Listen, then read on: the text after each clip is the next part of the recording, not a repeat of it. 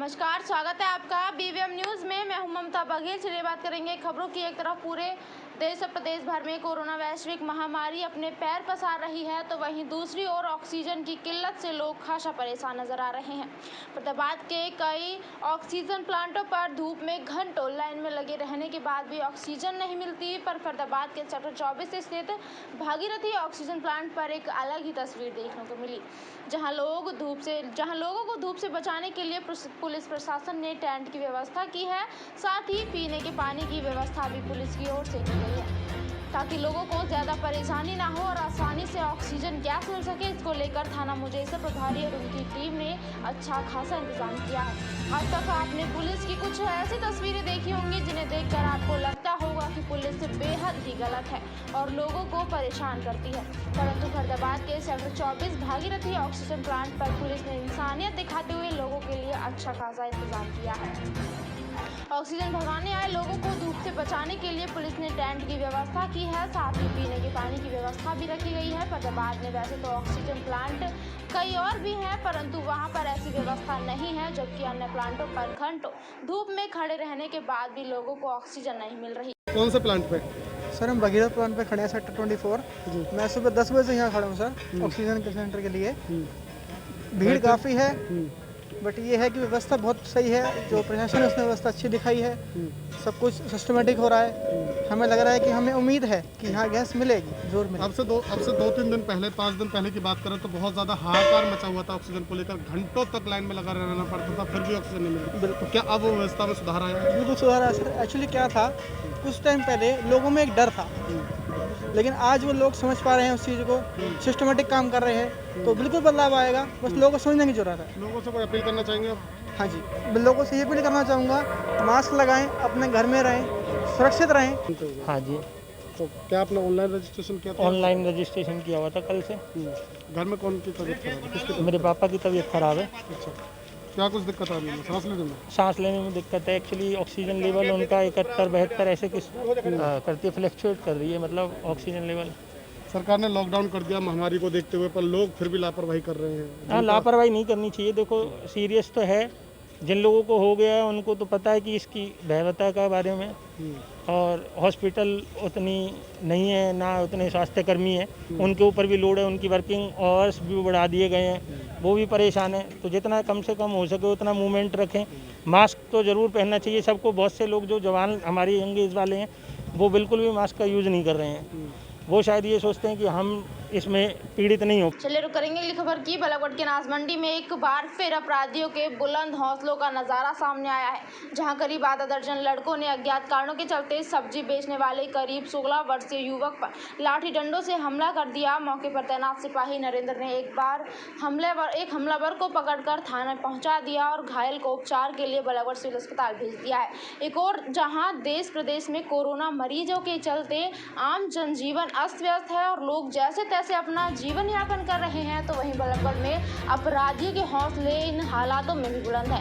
आलम यह है कि अपराधी दिन दहाड़े सरेआम और पुलिस की मौजूदगी में लोगों पर हमला कर देते हैं। ऐसा ही एक नज़ारा बालाकोट सब्जी मंडी में देखने को मिला, जहां अज्ञात कारणों के चलते लाठी डंडों से लैस करीब आधा दर्जन लड़कों ने सब्जी बेच रहे एक युवक पर हमला कर दिया, जिसमें सोहेल नाम के युवक को गंभीर चोटें आई हैं। घटना के तुरंत बाद मौके पर मुस्तैद नरेंद्र नाम के सिपाही ने जाबाजी दिखाते हुए हमलावरों में से एक को मौके पर ही धर दबोचा और उसे पूछताछ के लिए थाना आदर्श नगर पुलिस के हवाले कर दिया है। वहीं घायल युवक सोहेल को प्राथमिक उपचार व डॉक्टरी जांच के लिए बालाकोट के सिविल अस्पताल भिजवा दिया है। अभी तक इस वारदात के पीछे के कारणों का पता नहीं चल पाया है। मेरी दुकान पे सब्जी बेच रहा था, 4-5 लड़के आए जिनके हाथों में छोटे डंडे ले रखे थे। आते ही उस लड़के को बाहर खींचते के साथ उस पर हमला कर दिया। उसके सिर में, पैरों में बहुत ज़्यादा चोट मारी। इतने ही भाई साहब आए नरेंद्र जी, ये उस लड़के के पीछे तक भागे हैं। उनमें से एक लड़का भाई ने पकड़ लिया है, अब पुलिस के हवाले दे दिया है, अपने गाड़ी में बैठा के पीसीआर अब उनको थाने ले गई है। उस लड़के को हॉस्पिटल पहुंचा दिया गया है। ये अभी कुछ समझ में नहीं आ रहा है उनकी रंजिश क्या है, पुरानी रंजिश। 13-14 साल का बच्चा है, इसकी क्या रंजिश होगी। और वो उन्होंने बयान पे हथियार भी थे तेजधार, और उसके साथ में उन पर लठ भी थे। अभी पता नहीं है किस बात पे हमला हुआ है। क्या नाम है आपका? मेरा सिपाही नरेंद्र है। नरेंद्र जी, क्या मामला था? मंडी में मारधाड़ करिए, दुकानदार को पीटा, क्या एक दुकान में छोटा बच्चा सब्जी बेच रहा था, 3-4 बंदे आए, उस बंदे को लठोए मारे थे। तो क्या वजह रही है इस प्रकार बीच मंडी में इस प्रकार लाठी डंडे से हमला किया है?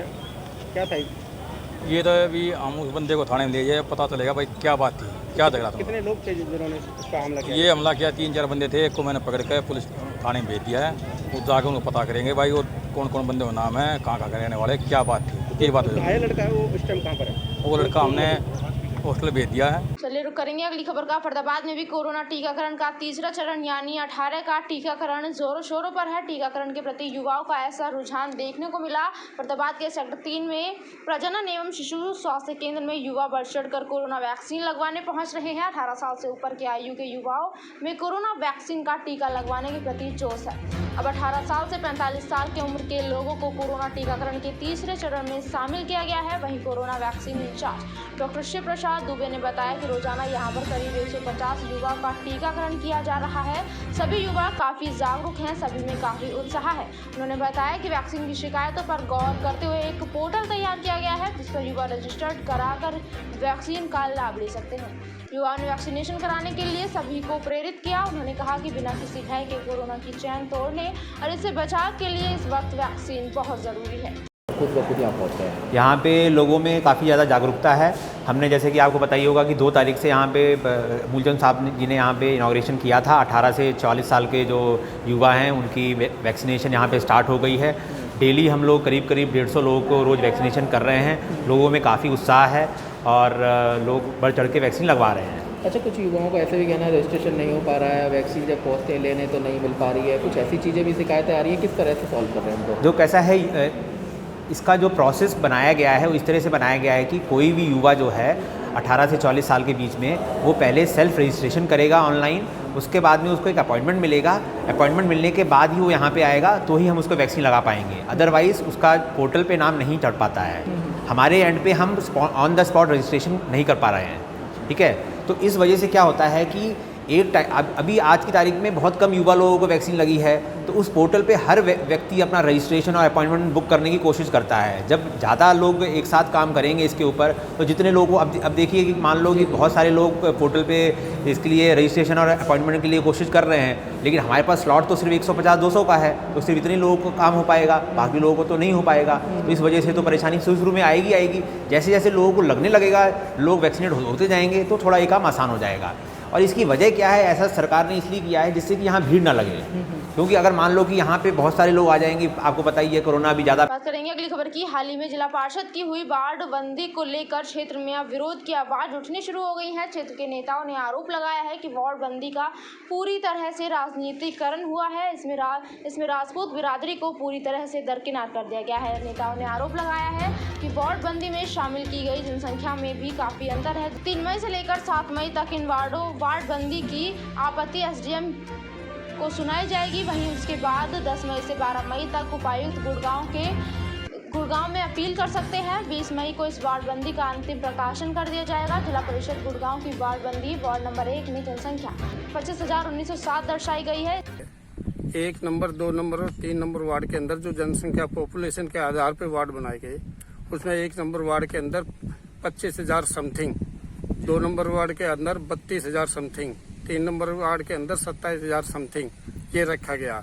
इस पॉपुलेशन को बराबर क्यों नहीं रखा गया, ये सबसे बड़ा मेरा वो है। दूसरा मेरा ये है आखिर जो है वार्ड बंदी जो हुई है, इसमें जो है जानबूझकर जो है पूरे तौर से राजपूतों का तीनों वो करा गया है।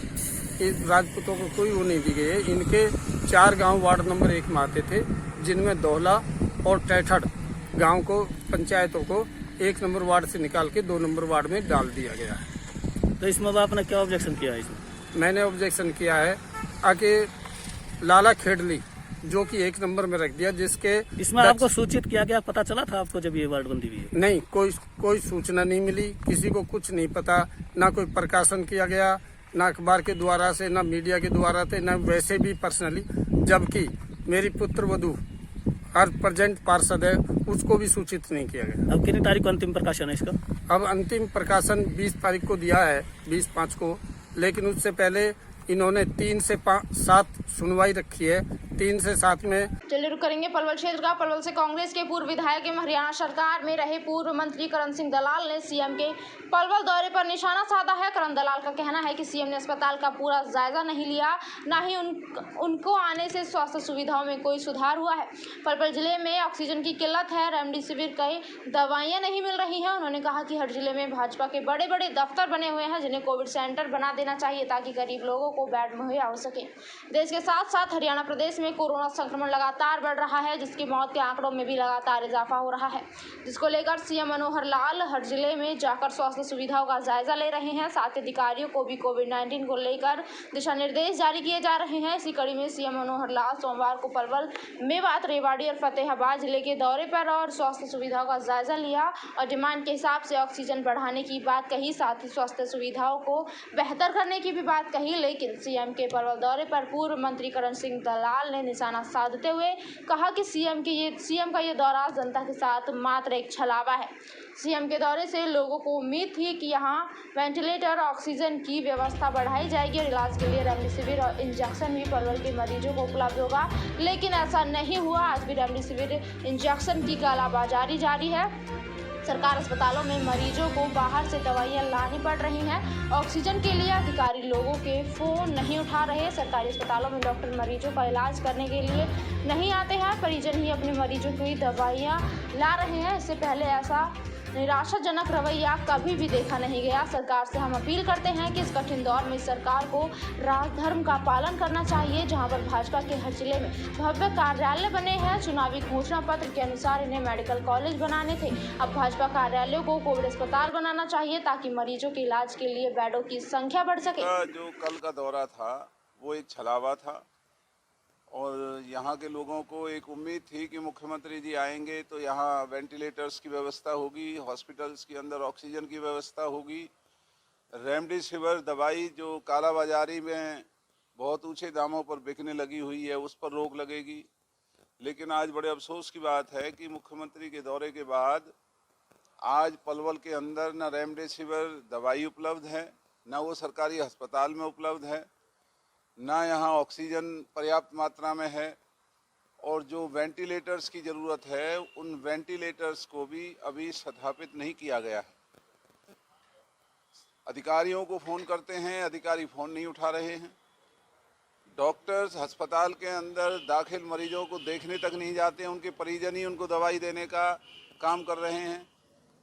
तो ऐसा निराशाजनक रवैया जो आज हरियाणा सरकार और भारतीय जनता पार्टी के लोगों ने पलवल और फरीदाबाद जिला, मेवात जिला के लोगों के प्रति बनाया है, ये निंदनीय है और हम सरकार से अपील करते हैं कि इस कठिन समय में सरकार को राजधर्म की पालना करनी चाहिए और आगे बढ़ कर के जहां भारतीय जनता पार्टी के हर जिले में इन्होंने भव्य इमारत बनाई है, इन्होंने जिला मुख्यालय बनाया है। बात करेंगे अगली खबर की। पलवल में अब तक 10 कोरोना संक्रमितों की मौत हो चुकी है। सभी शवों का अंतिम संस्कार पलवल नुह मार्ग पर अलग से बनाए गए कोविड शमशान घाट में किया गया। शवों का अंतिम संस्कार करने के लिए नगर परिषद की तरफ से नियुक्त किए गए कर्मचारी ने बताया कि प्रतिदिन यहां पर 8 से 10 शवों का संस्कार किया जाता है। अब तक वे 10 शवों को अंतिम संस्कार कर चुके हैं। पलवल कोविड-19 की दूसरी लहर शुरू हो चुकी है और ये बहुत ही घातक साबित हो रही है। दिन प्रतिदिन कोरोना संक्रमित मरीजों में इजाफा हो रहा है, साथ ही मृत्यु दर भी लगातार बढ़ रही है। कोरोना से मरने वालों के अंतिम संस्कार के लिए जिला प्रशासन की तरफ से शहर से बाहर पलवल नुह मार्ग पर कोविड शमशान घाट बनाया गया है। शवों का अंतिम संस्कार कराने के लिए नगर परिषद की तरफ से नियुक्त कर्मचारी सत्यनारायण ने बताया कि प्रतिदिन यहां पर 8 से 10 शवों को ऐसे ही लाया जाता है जिनकी मौत कोरोना की वजह से हुई होती है। अब तक 10 शव यहां पर आ चुके हैं। अंतिम संस्कार के लिए पर्याप्त मात्रा में सामग्री नगर परिषद की तरफ से उपलब्ध होती है, फिर भी कुछ परिजन संस्कार की सामग्री अपने साथ ही ला रहे हैं। जो कोरोना पॉजिटिव डेड बॉडी थी जिनका आज यहाँ संस्कार किया जा चुका था, अब तक भी 10 बॉडी का अंतिम संस्कार 10वीं अभी आई 9 का हो चुका है। तो रोज़ाना कितनी डेड बॉडी आ चलती हैं? रोज़ाना कल 11 बॉडी आई थी, आज 9 फूक चुकी हैं अब तक, अब ये 10वीं आई है। परसों भी ऐसी फूकी थी हमने 11-12 बॉडी। रोज मतलब घट नहीं रहा, बढ़ ही रहा। ये जो अंतिम संस्कार के लिए सामग्री होती है वो कैसे? वो सब हमारी नगर परिषद में भी प्रोवाइड किया हुआ है, लकड़ी वगैरह ये जो कुछ है कुछ संस्थाएं भी जुड़ी हुई हैं, संस्था वाले भी गिर रहे हैं। और जैसे घी सामग्री वगैरह ना जो परिजन ले आते हैं, जैसे वो अपने अंतिम संस्कार में जिसकी जैसे क्रिया होती है वह हिसाब से वो अपनी तरफ से लिए जाती है। तो जो शवों का जो संख्या है वो बढ़ती जा रही है? बढ़ती जा रही है, घटनी है।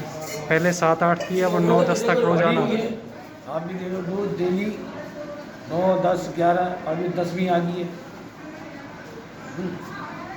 जो परिजन जैसे करते हैं रीति रिवाज से अंतिम संस्कार उसी हिसाब से वो अपने सामग्री ले आते हैं, घी वगैरह जो ले आते हैं भी हमारे। बात करेंगे अगली खबर की। शुगर मिल प्रशासन द्वारा किसानों के गन्ना न लिए जाने पर किसानों ने नाराजगी जताई है। फतेहाबाद जिले से गन्ना लेकर आए किसानों को मिल गेट के अंदर नहीं जाने दिया और गेट पर मिल प्रशासन ने ताला जड़ दिया और किसानों के गन्ने को लेने से इनकार कर दिया, जिसे किसान व गाड़ी चालकों ने मिल गेट के सामने रोड पर ट्रैक्टर ट्रॉलियों को लगाकर बैठ गए, जिससे रोड पर लंबी कतारें लगी हुई हैं। वहीं किसानों ने बताया कि या तो मिल प्रशासन हमें पर्ची पर मोहर लगा कर दे या रोहतक किसी मिल में गन्ने को लेकर जाओ, लेकिन किसी तरह का जवाब नहीं दिया जा रहा। किसानों ने बताया कि हम कल रात 10 बजे से लाइन में खड़े हैं, हमें अंदर नहीं जाने दिया जा रहा। पहले कोरोना ने हमें डुबो दिया, अब फिर से मिल प्रशासन में कोरोना के बढ़ते कहर से काफ़ी मुश्किलों का सामना करना पड़ रहा है। हम प्रशासन से अपील करते हैं कि हमें तंग न किया जाए, हमारा गन्ना सुचारू रूप से खरीदें।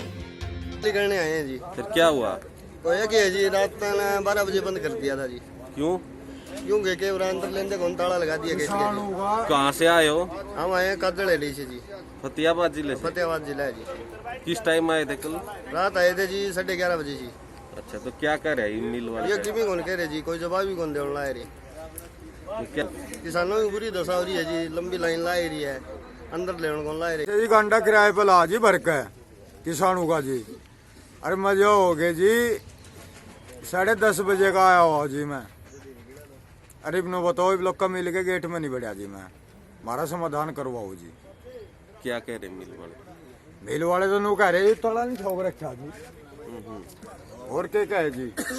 तो मना कर रहे जी, ताला ठोक रखा रोड में नहीं तो है जी। ये इन्होंने जी पर्ची दे रखी जी, गन्ना लेना चाह जी ने